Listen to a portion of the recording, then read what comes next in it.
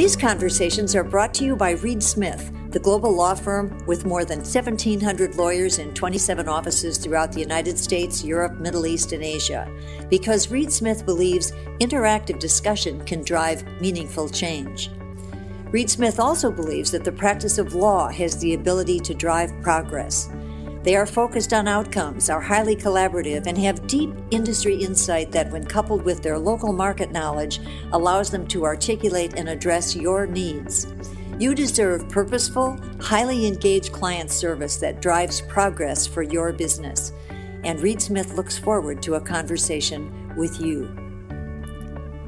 Please note that opinions expressed in the Reed Smith conversations are personal opinions of the participants themselves and not intended to represent the views of their employers or other organizations to which they belong.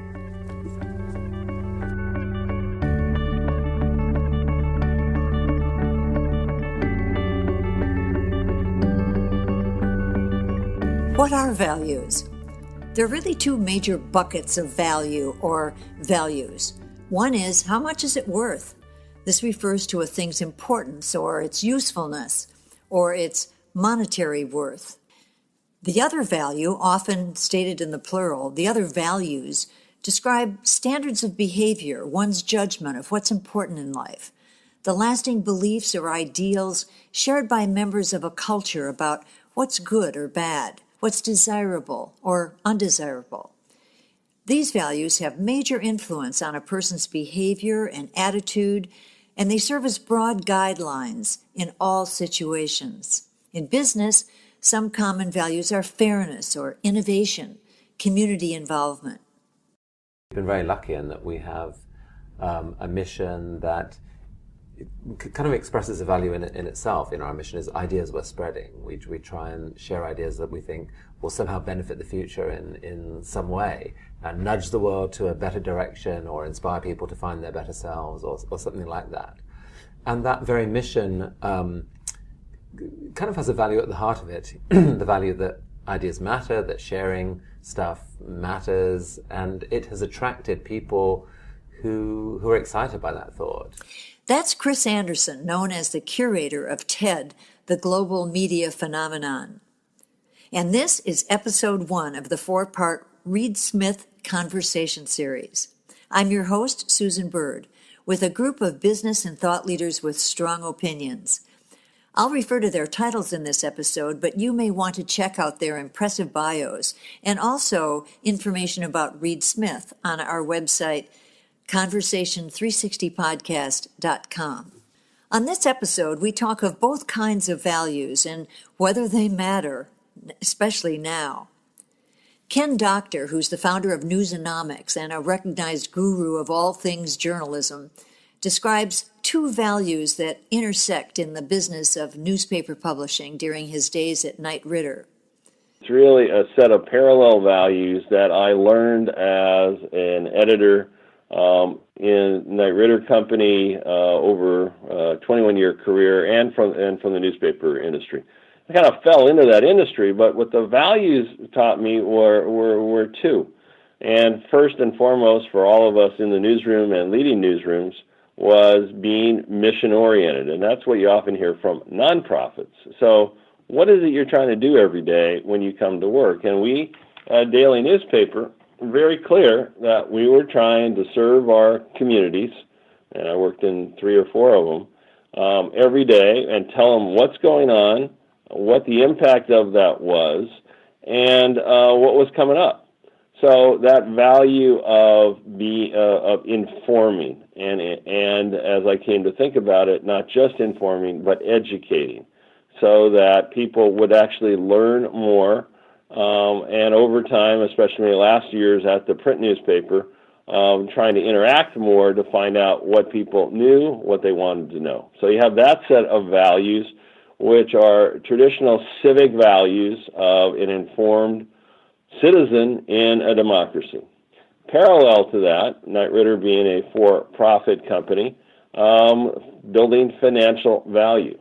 So the way our society works is businesses are built by creating products and services. that are of interest to enough consumers that they're willing to pay for them.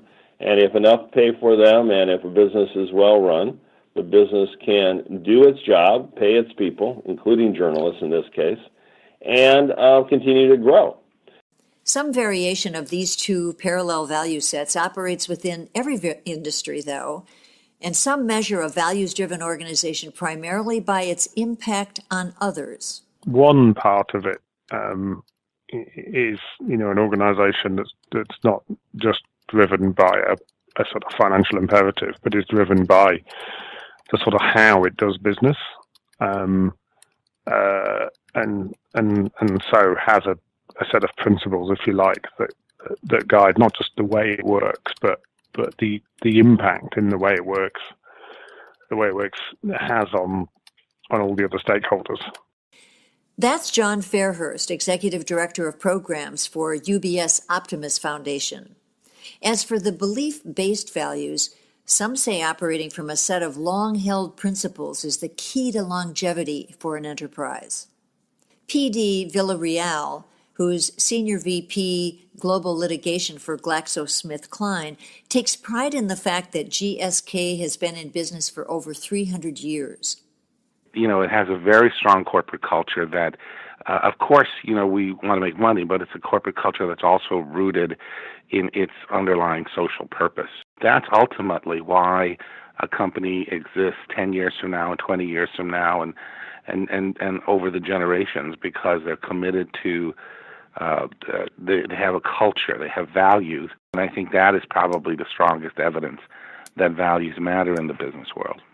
But even if sticking to a set of principles carved out generations ago could guarantee longevity, is such a company the exception? Have the values that historically served as broad guidelines to behavior, have those values somehow lost their importance? Are they being ignored by a large percentage of people? And if they are, what does that mean? Is it a permanent shift? Should we care? There's evidence that lots of people don't care. They'll overlook bad behavior, sometimes even criminal behavior, if to do so means they get something else that they want. And some say that attitude is reflected in current politics. Somewhat pessimistic. There's this disconnect now. The ties that bind us with the rest of the world and with people all over the world are getting stronger, all the time. And contrast that with a politics that determinedly is looking inward, right? And looking to an imagined past of, homogeneity and, exclusiveness. I think the task of politics is to try to bring out the best in people and not the worst in people. But is this a recent development? Peter Capelli, professor of management and director of the Center for Human Resources at the Wharton School, says that current politics is not the culprit. He says the concept of values-driven business was abandoned years ago. He says it was an ideological takeover of corporate governance that shifted companies' focus from being good to their employees and serving their communities and other stakeholders to being totally beholden to the money source, the shareholder. A generation or so ago in business schools and most everywhere, when we talked about corporate governance, we talked about a stakeholder model. And the stakeholder model meant that the company had responsibilities to its stakeholders. One set were investors, but another set were customers. A third set was employees, and a fourth set was the community around them. That all gave way starting in the late 1980s to a very different kind of model, which was also driven by values, or you might say ideology. And this is sort of the rise of property rights and the view that there was really only one stakeholder, and that was the investors, and particularly the shareholders who owned the company, and that your responsibility was only to them. The result of this only the investors matter approach, well, Peter Capelli says, that's how we started rewarding executives. That's how we judged the success of companies. So I think now when you hear the phrase values-based companies, they are really just ones that are taking something like a different approach than the shareholder value approach. And it doesn't mean they've gone all the way back to the stakeholder model, but they've retreated a little bit from the model that says the only job a corporation has is to maximize shareholder value.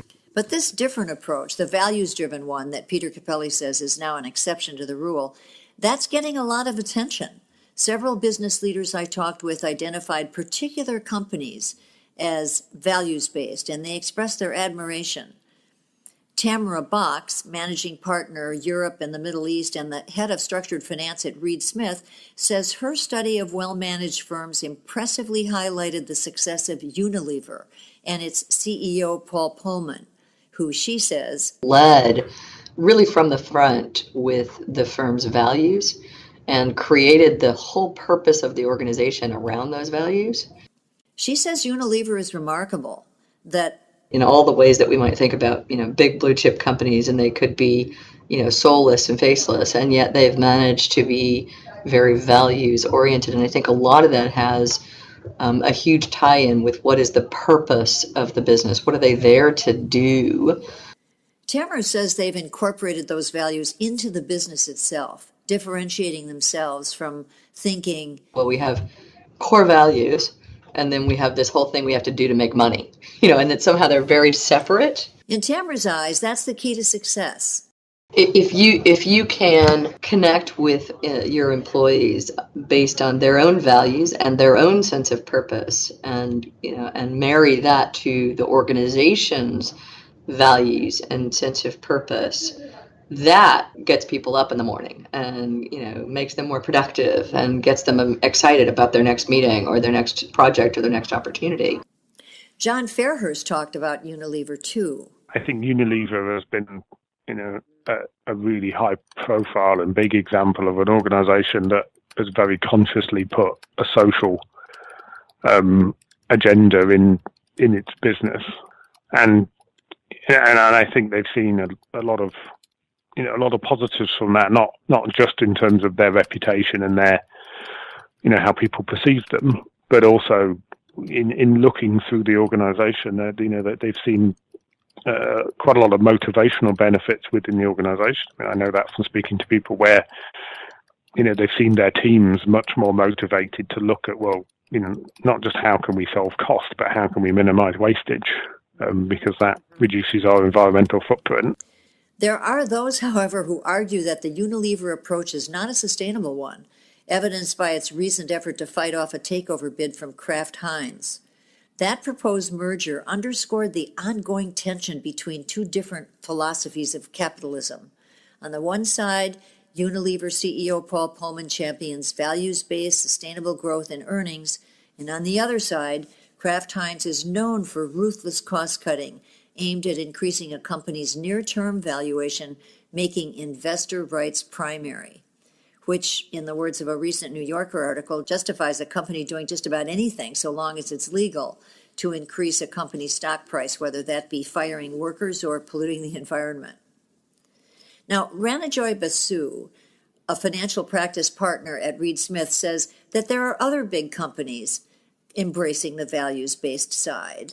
Companies which have been traditionally perceived to be big corporate money-making giants. Let's take Coca-Cola, for example, where they have run projects like the Cola Light project, which talks about converting bottles and transforming them into sort of solar lights, doing what they do, but also translating what they do into making a social impact.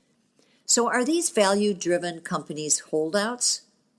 Or, as Peter Capelli suggests, are they no different from the others, not so values-based, but they're intentionally playing both sides?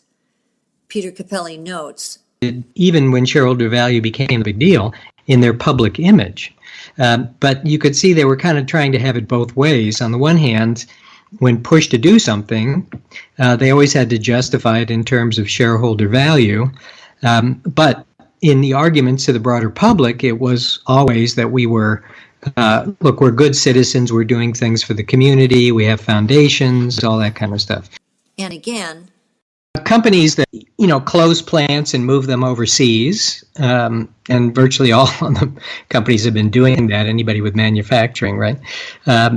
Those are clearly not good things for the communities in which they operate. And virtually all these companies have foundations and things as well, and they sponsor local charities, and they get involved in, particularly these days, green initiatives, because they also save the companies money, So you can look at most of the fast food restaurants now, Walmart in particular, leading the way in green technology and trying to be ecological in their use of energy in particular. On the other hand, they're routinely bludgeoned for being bad employers and squeezing the employees in order to raise profits, right? So they're kind of doing both things at the same time. Business and thought leaders that I talked to disagreed that these good acts are evidence of companies simply playing it both ways.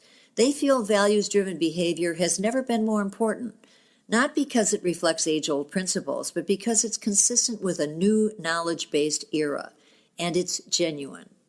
Chris Anderson says, I absolutely do believe that values do need to be at the heart of a successful modern company, whether it's a not-for-profit or a for-profit company. It's because the world's changed, and that we're no longer in the industrial age where value comes from, a big set of assets that you just hire people as kind of drones to extract the value from. So the more that we are in this knowledge era where value is created through the human mind and through human talents, as opposed to through some mining machine that or some owned physical asset where the people perhaps don't matter so much. Value absolutely matters. when talking of how firms express their core values, a distinction is made between companies that do good works through traditional philanthropy and those that connect their core values to the product or service they provide. This connection of values to the core business, they would say, is a departure from the traditional practice of supporting pet charities of someone in the C-suite, regardless of whether they had relevance to the company's product or service. Chris Anderson says, I think every business absolutely should try, needs to try, and needs to do more than simply say, as has often been done, we make money on this side and then we use the profits to do these corporate social responsibility programs. That sort of schizophrenia isn't all that satisfying, I don't think. John Fairhurst tells how UBS Optimus is integrating philanthropy into the UBS skill set of designing and managing financial instruments. So, for example, they offer development impact funds that make it easy for high net worth individuals and foundations to invest in projects like Educate Girls, a program in India led by Safina Hussain, a graduate of London School of Economics, and the investors have the opportunity to obtain a financial return as well. John says, it's an innovation. It's a new way of thinking about development, which I think is opening a new door for money to flow. Two, it creates an ability to use money, not just to do grant money, but to use their sort of balance sheet, to use the capital they have. Both individual clients and foundations to use those assets that are often not deployed in pursuit of the missions that people have. Safina Hussain, the founder and executive director of Educate Girls, who in a decade has scaled that program to one covering 12,000 schools so far with 3.8 million beneficiaries. She declares that the development impact model is ideal in that it sets clear business standards for success and clear rewards for meeting them. A great example of marrying the values-driven approach to the need for measurable outcomes.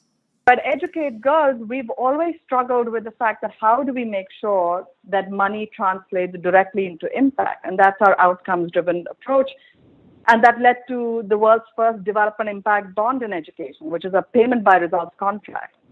So the entire organization in its DNA has delivery to outcomes. So that means that as a nonprofit, we're very different from other nonprofits, that we have this incredible efficiency indicator in terms of our outcomes that is now embedded in the DNA of the organization.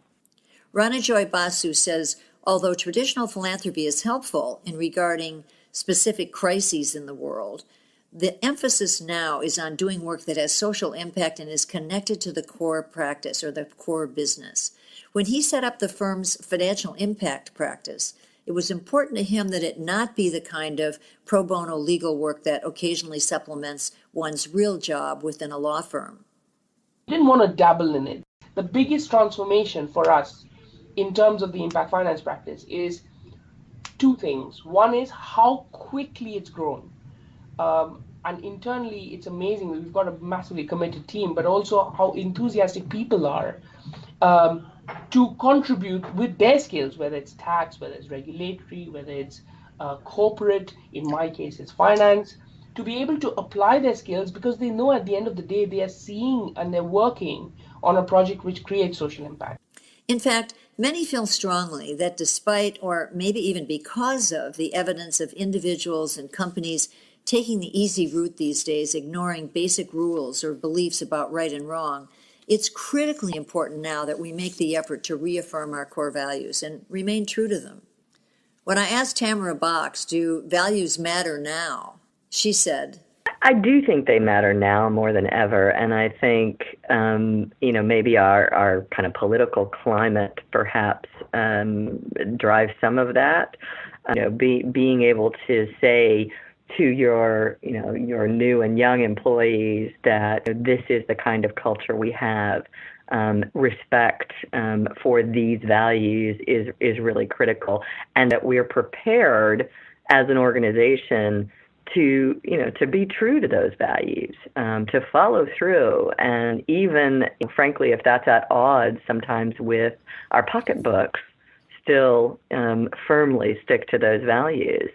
And that I think is actually what certainly what a lot of our talent, but also a lot of our clients, our customers, those who want to find that reason for engaging with us, they need to know, why you over another law firm? And the reality is, on pure sort of metrics, capability, lots of those things, we will look just like everyone else.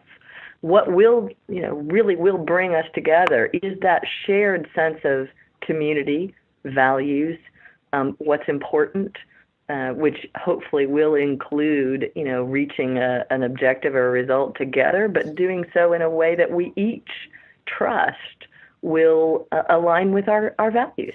Tamara has a stunning example of a firm severing a relationship for what it viewed as a betrayal of its beliefs of right and wrong.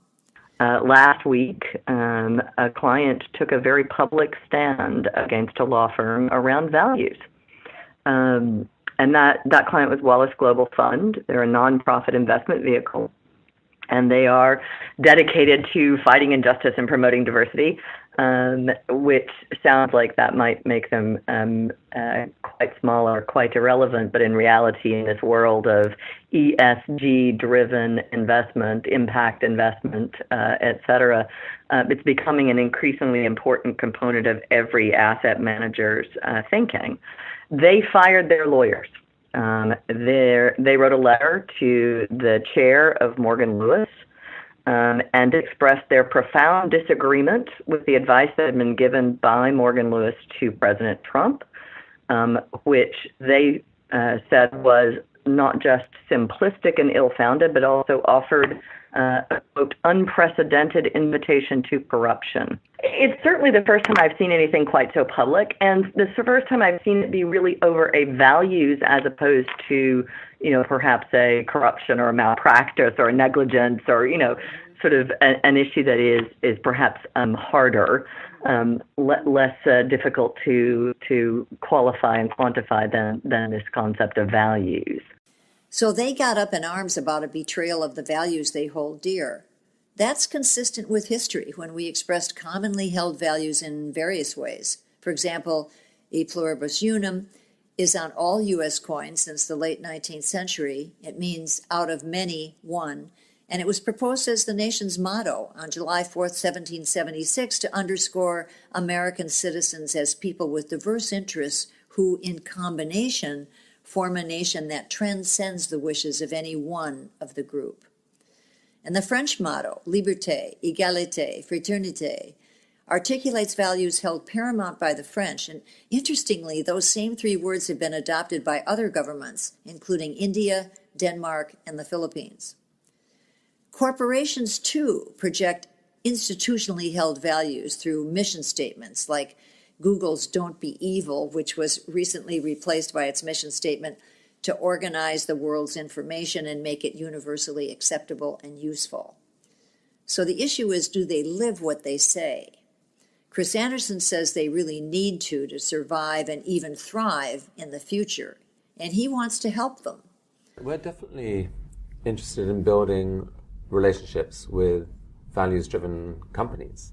I mean, I think it absolutely is the way that companies will distinguish themselves in future, by being able to really clearly know their purpose, their social purpose beyond making money, and to be able to articulate that and authentically believe that and work towards that.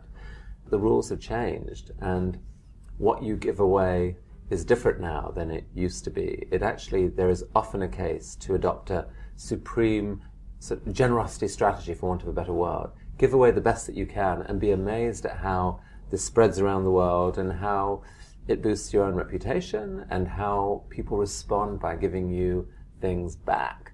And the things we got back were, people becoming our marketing friends, if you like sending these talks free of charge to all of their friends, or to new speakers applying to come and speak free of charge, or and many other ways in which people wanted to help advance the mission of TED, for example, by translating our content into many other languages, which is amazing to see. So what about individuals? We tend to adopt the values of our parents and peers, and later we may replace them with standards of behavior we've decided more accurately reflect our personal code of right and wrong. So when people decry the loss of values, they're often mourning the fact that some individuals have replaced those communally held values like liberté, égalité, fraternité with what is valuable to them personally, without regard to the community. People talk of the rise of narcissism, nepotism, and nihilism in the United States, a far cry from e pluribus unum. And those negative traits are rooted something in greed. P.D. Villarreal tells us that that's not ultimately what drives people. It's not enough just to be greedy. Businesses like to talk a lot about motivation, right? How you motivate people. How do they get up in the morning? What keeps them going? Listen, money is not what does it. Yes, money's important. We need money. It's a great thing. But the real thing that keeps people working hard for an organization, especially when the organization is in crisis and trouble, are the values, right? The sense of mission. What are we here for? What is our purpose? I think, all of us, right, have always searched for meaning. And I think the most effective organizations, whether it's just political organizations or business organizations, survive and are successful because they're able to articulate and have the people in the organization accept, a set of underlying values, a common sense of purpose and mission. In fact, there is general agreement that today's recruits, especially millennials, place importance on the evidence of values-based business. Now, Peter Capelli disagrees. He doesn't think millennials should be credited for this focus on causes.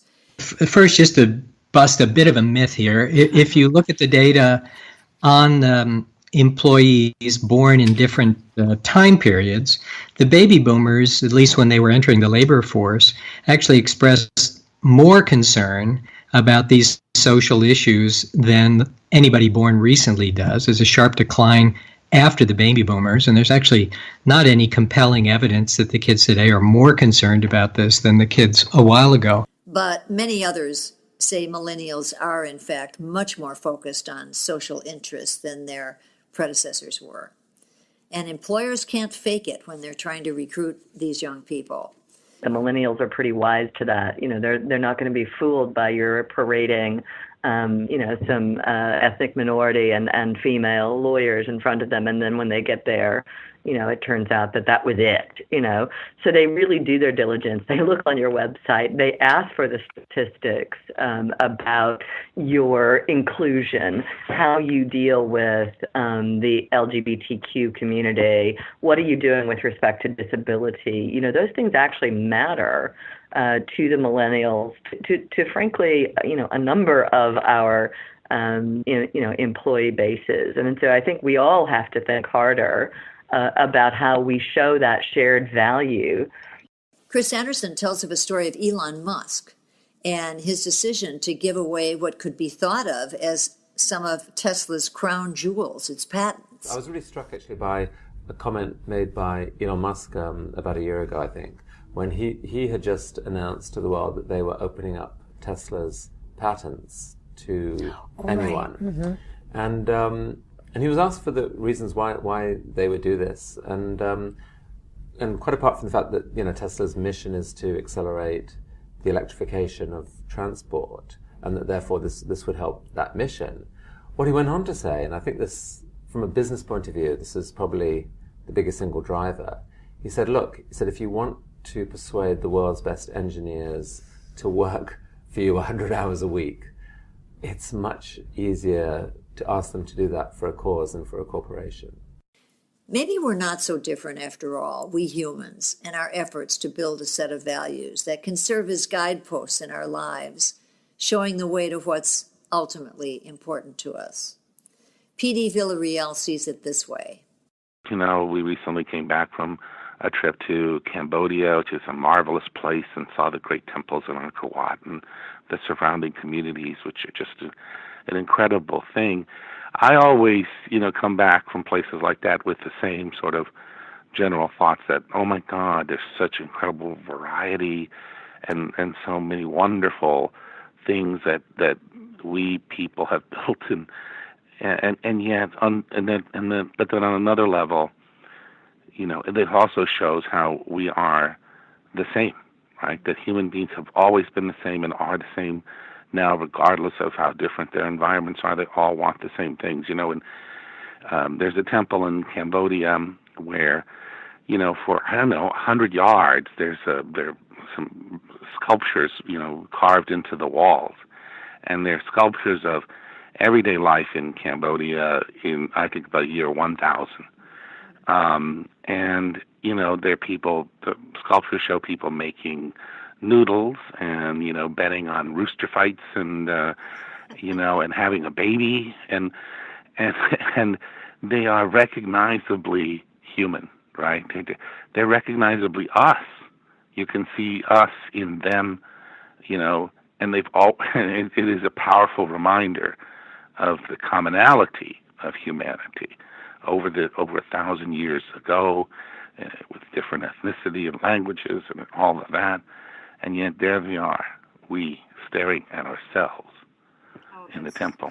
On that note, we'll end this first episode of the Reed Smith Conversation series.